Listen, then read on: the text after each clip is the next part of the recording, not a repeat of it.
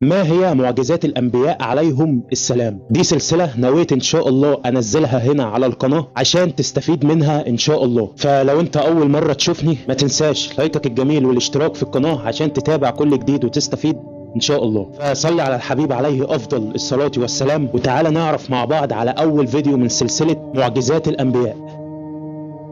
فأول فيديو يا صديقي هو ما هي معجزات النبي محمد صلى الله عليه وسلم. معجزات النبي صلى الله عليه وسلم ذكرها بعض العلماء إنها أكتر من إنها تعد أو تحصى، بمعنى إنها كتيرة. فإحنا هنذكر بعض المعجزات للنبي صلى الله عليه وسلم، مش كلها لأنها كتيرة. فأول معجزة يا صديقي هي القرآن الكريم، وتاني معجزة يا صديقي هي رحلة الإسراء والمعراج. طبعا ما تستناش ان هقول لك تفاصيل المعجزات، هبقى اعمل لك بيها فيديوهات منفصله شرح المعجزه بالتفاصيل. المهم، وثالث معجزه يا صديقي هي خروج نور عند ولاده النبي صلى الله عليه وسلم، اضاء المدينه باكملها. ورابع معجزه يا صديقي هي انشقاق صدر النبي صلى الله عليه وسلم. وخامس معجزه يا صديقي هي البركه في الطعام. وسادس معجزه يا صديقي هي تكلم الجماد والحيوان. وسابع معجزه يا صديقي هي اخبار النبي الصحابه بامور حدث في المستقبل، والفعل حدثت بالمستقبل. وثامن معجزة يا صديقي هي التحدث مع شهداء بدر.